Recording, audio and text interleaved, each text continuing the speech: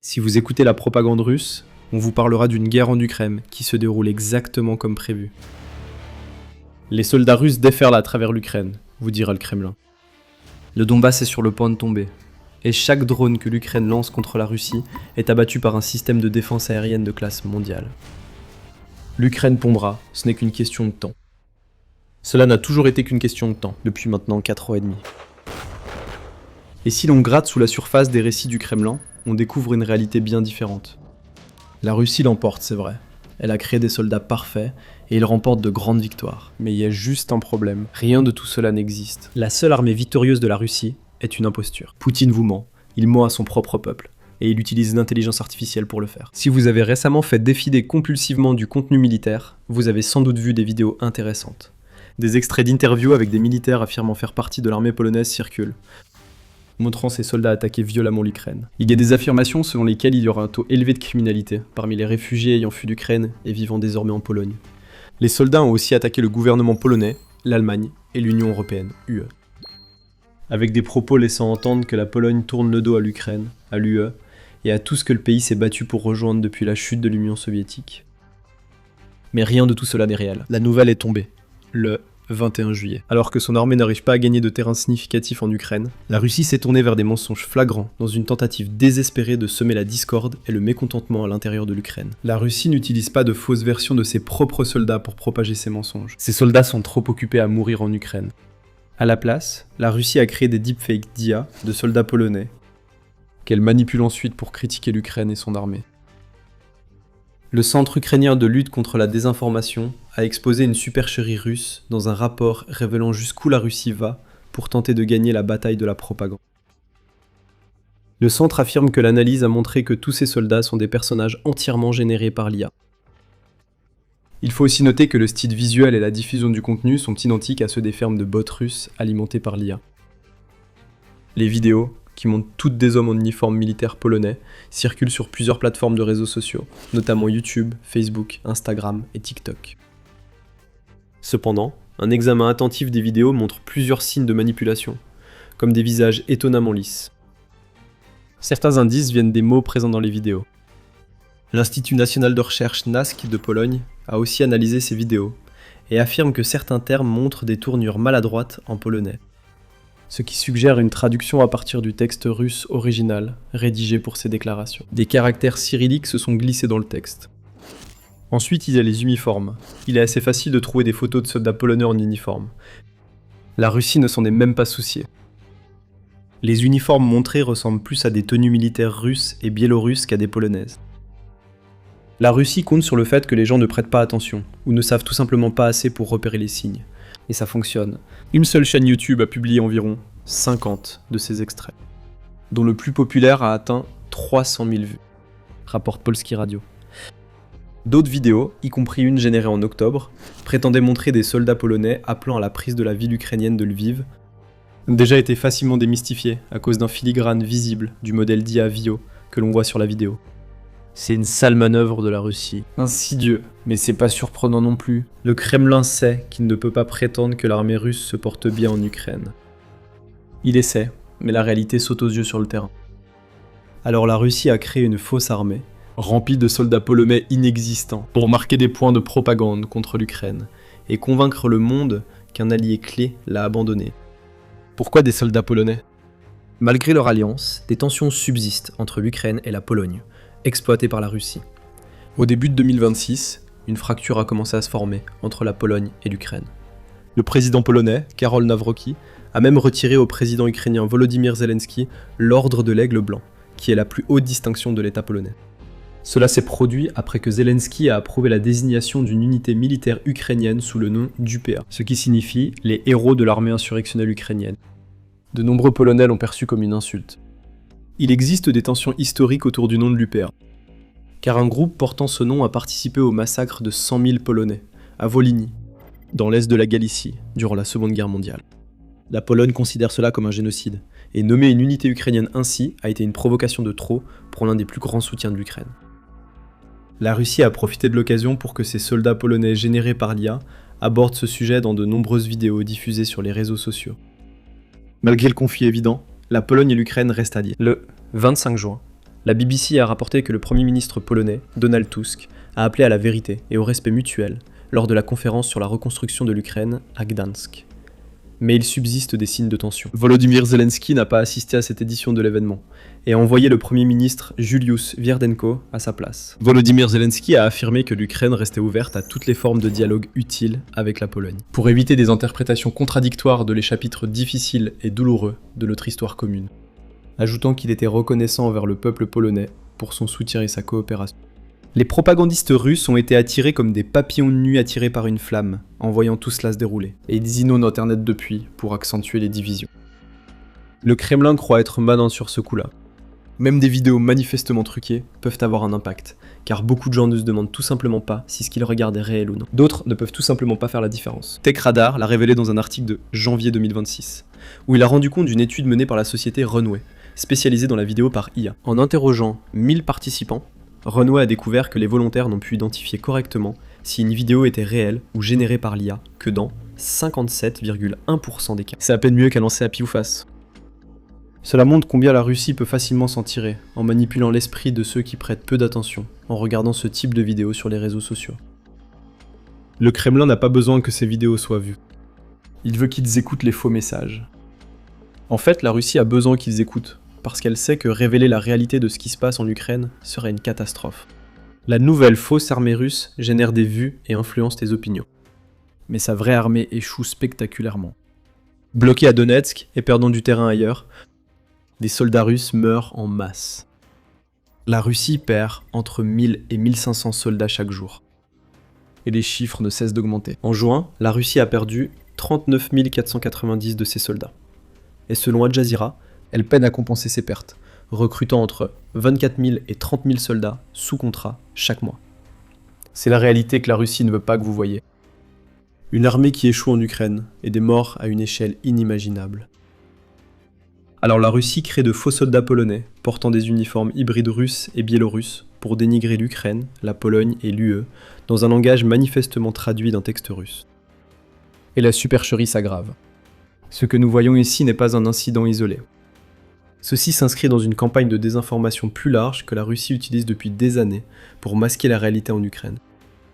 Les Polonais ne sont pas les seuls touchés par les deepfakes. Les soldats ukrainiens ont subi le même traitement. Voilà le type de sujet que nous traitons dans l'émission militaire. Nous vous montrons la réalité de l'invasion russe. Si vous aimez ce que vous voyez et que vous voulez en voir plus, les boutons d'abonnement et de notification ne sont qu'à un clic. Au-delà des faux soldats polonais, la Russie crée également des vidéos où des absurdités sont prononcées par des soldats ukrainiens générés par l'IA. Euromaidan Press a signalé le 4 juillet que la Russie diffuse sur les réseaux sociaux des vidéos de faux soldats ukrainiens et de fausses figures d'autorité, notamment des rabbins, qu'elle utilise pour répandre la désinformation en Ukraine. Ces vidéos truquées transmettent d'autres messages que ceux cités plus tôt. Elles visent à dresser le peuple ukrainien contre ses dirigeants. Ces personnes sont envoyées mourir à la guerre, déclarent les soldats IA. Et que les politiciens peuvent s'enrichir en achetant des villas et autres biens coûteux. L'une de ces vidéos a reçu environ 900 000 vues, rapporte que Média, et elle pose un vrai problème à l'Ukraine. Une vidéo IA peut vite devenir virale et se propager en quelques minutes sur les réseaux sociaux. La vérification a posteriori des vidéos est réactive. Souvent, cela prend plusieurs heures avant d'être mise en ligne. Et elles ne suscitent pas autant d'engagement, parce qu'elles ne sont pas aussi incendiaires. Nous sommes à l'ère de la désinformation. Et la Russie adore ça. Elle en raffole depuis des années. Ces vidéos ne sont que des fragments de réseaux de bots diffusant de fausses vidéos sur les réseaux sociaux depuis des années. Par exemple, en août 2024, le média ukrainien Texti a mené une enquête sur un réseau TikTok comprenant 2000 comptes, tous faux, tous partageant des hashtags anti-mobilisation. Il existe aussi des preuves de vidéos générées par l'IA montrant des soldats ukrainiens soi-disant en train de se rendre aux forces russes dans des endroits comme Pokrovsk. Tout cela étant conçu pour convaincre le peuple ukrainien que leur pays est en train de perdre la guerre contre la Russie. Ce qui a changé en 2026, c'est la nature de ces vidéos. Par le passé, la Russie a utilisé du contenu généré par l'IA pour diffuser de fausses vidéos mettant en scène des personnes générées par l'IA qui n'ont aucune véritable autorité. Ce n'est pas ce que nous voyons en 2026. Grâce au progrès de l'IA, ou parce que la Russie maîtrise mieux la technologie qu'elle utilise, cette nouvelle vague de vidéos cible des figures d'autorité présumées. Des soldats, des chefs militaires. D'autres se présentant comme figures religieuses ou politiques transmettent désormais les messages voulus par la Russie. Encore une fois, rien de tout cela n'est réel. cela n'a aucune importance. Si une fausse vidéo devient virale, il faut des jours pour réparer les dégâts, même si les spectateurs font l'effort d'aller plus loin que leur première impression. Le Molfar Intelligence Institute a fourni une liste de points à surveiller si vous ne savez pas si vous regardez un contenu généré par l'IA. Défauts visuels, comme l'effet de vallée de l'étrange sur les visages, dû à un clignement irrégulier des yeux. L'absence de micro-expression, clairement absente des vidéos de faux soldats polonais. Et la désynchronisation du son sont autant d'indices. Même chose pour l'anonymat des sources et l'apparition soudaine d'une même vidéo sur des dizaines de comptes en quelques minutes. Vérifiez aussi les comptes, dit l'Institut. S'ils sont récents ou ne proposent qu'un seul type de vidéo, c'est un bon signe qu'il s'agit d'une ferme de bots. Des centaines ou milliers de likes et des commentaires génériques, peu après la mise en ligne d'une vidéo, peuvent aussi être des indices. La Russie mise sur le fait que peu suivront ces étapes. C'est pourquoi elle s'engage dans ce type de supercherie. Ce qui est frappant ici, ce sont les différences qui deviennent de plus en plus évidentes dans la façon dont la Russie utilise l'IA, par rapport à l'utilisation de cette technologie par l'Ukraine. La Russie crée de fausses armées de personnes générées par l'IA, qui diffusent de faux messages sur les réseaux sociaux. Pour la Russie, tout est question de désinformation. La Russie sait qu'elle ne peut pas rivaliser avec l'Ukraine sur l'utilisation militaire concrète de l'IA pour gagner une guerre. L'Ukraine a une longueur d'avance sur la Russie en matière d'utilisation de l'IA pour mener ses frappes. On l'observe dans la campagne de frappe de l'Ukraine, visant l'arrière immédiat russe pendant une grande partie de 2026. Cette campagne utilise des drones IA capables de détecter et frapper seuls des cibles derrière le front. L'un des modèles phares est le drone Hornet, qui a une portée de 300 km et utilise l'IA pour se diriger vers ses cibles, ce qui le rend très difficile à stopper au moyen de contre-mesures de guerre électronique. Nous avons également vu l'Ukraine utiliser l'IA d'autres façons intéressantes. Le 23 juillet, United 24 Media a rendu compte de Marichka. C'est un système de planification de champs de bataille basé sur l'IA, conçu pour accélérer la prise de décision cruciale sur le terrain. Avec ce système, l'Ukraine peut réduire le temps nécessaire pour prendre de telles décisions, en le faisant passer d'un maximum de 12 heures à seulement quelques minutes. Tout cela parce que l'IA est capable d'analyser et de rendre compte de dizaines de documents en quelques secondes. Dans le passé, les commandants humains auraient eu besoin de plusieurs heures pour passer au crible ces documents. Dans une guerre aussi rapide que celle menée en Ukraine, ce délai pourrait faire la différence entre mener une frappe réussie sur une cible russe et perdre cette cible parce qu'elle s'est cachée. On observe ici un contraste intéressant. L'Ukraine recourt à l'IA pour obtenir des résultats sur le champ de bataille, tandis que la Russie l'utilise pour créer de faux soldats et des vidéos conçues pour tromper l'esprit des personnes qui ne font pas autant attention qu'elles le devraient. La supercherie ne se limite pas aux vidéos créées par l'IA. Face au succès de l'Ukraine sur le champ de bataille, la Russie s'est mise à mentir effrontément sur la réalité sur le terrain. Dans son évaluation du 22 juillet sur l'invasion russe, l'Institut pour l'étude de la guerre, ISW, a signalé que la Russie maintient des exigences maximalistes pour la paix, y compris la cession du Donbass. La Russie appuie ses revendications, avec des rapports faisant état de territoires conquis qu'on peut, au mieux, qualifier d'exagérés. Au pire de purs mensonges. Le ministère russe de la Défense a relayé une chaîne Telegram de propagande russe le 22 juillet, affirmant que les forces russes ont saisi 2226 km² de territoire au cours des 6 premiers mois de 2026. ISW a observé des preuves permettant d'évaluer que les forces russes n'ont saisi qu'un total net de 81,1 km² jusqu'à présent, en 2026. En partie grâce à une importante contre-offensive ukrainienne au printemps et à l'été 2026. Et ont saisi ou infiltré 626,85 km² jusqu'à présent, en 2026. Rapport ISW. Revendiquer plus de 2100 km² de territoire qui ne sont pas aux mains des Russes, c'est une énorme exagération. La Russie a persisté dans cette exagération, en affirmant que ses forces étaient emparées de la ville fortifiée de Konstantinivka. Ces affirmations ont circulé début juillet, et ont aussitôt été réfutées par l'état-major général ukrainien. L'état-major général affirme que l'Ukraine tient toujours ses positions dans la ville. CNN indique que des sources cartographiques indépendantes et des témoignages vidéo de soldats ukrainiens prouvent aussi que cette affirmation est fausse. Ce que la Russie semble réellement faire, c'est envoyer des infiltrés dans la ville, les faire brandir des drapeaux pour des vidéos, puis retourner se cacher, où ils attendent d'être bientôt repérés par les drones ukrainiens. Ce ne sont que mensonges et propagande, comme les vidéos générées par l'IA. Mais c'est ça la méthode russe. Les mensonges sont la principale arme de destruction massive de la Russie, utilisée depuis des décennies. Ironiquement, Vladimir Poutine est peut-être aussi victime de ces mensonges que les autres. Le dirigeant russe déforme la vérité depuis longtemps.